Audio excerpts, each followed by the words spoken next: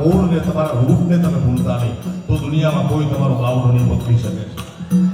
હા, અને બીજી વાત કહી દઉં, આખી દુનિયામાં સૌથી વધુ યુવાની, સૌથી વધુ જુવાન, સૌથી વધુ યંગ જનરેશન હોય તો માત્ર ને માત્ર હિન્દુસ્તાનમાં છે, ભારતમાં છે.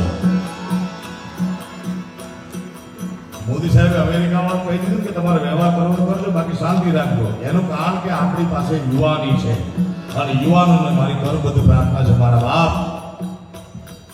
કે આ ઉંમર તમારે બનવાની પણ છે અને બગડવાની પણ ઉંમર આ છે. એટલે તમને પગે લાગીને કહું છું મારા બાપ, એક નશાથી દૂર રહેજો તો દુનિયામાં તમારો કોઈ બાવડું નહીં પકડી શકે સાહેબ. અને તમે ભારતનું ભાવિ છો, આજની નવી જનરેશન ભારતનું ભાવિ છે. એટલે યંગ જનરેશનને ઘરબદ્ધ પ્રાર્થના કહું છું, કોઈને કદાચ ભૂખ લાગી જાય, કારણ કે બોગસ માણસો સમાજમાં, હાઈસ્કૂલમાં, સ્કૂલમાં, કોલેજમાં એટલા ફરે છે, એ ગમે એમ કરીને પકડાવી દે તમને મારા બાપ. કોઈને કદાચ લાગી ગયો હોય નશો તો એના મિત્રોને વિનંતી કે એને છોડાવજો, આ નરકમાં જાતો બચાવજો. અને જો મારી ભારતની યુવાની નશા મુક્ત થાય તો વિશ્વમાં મહાસત્તા બનતા ભારતને કોઈ રોકી નહીં શકે. હા, હું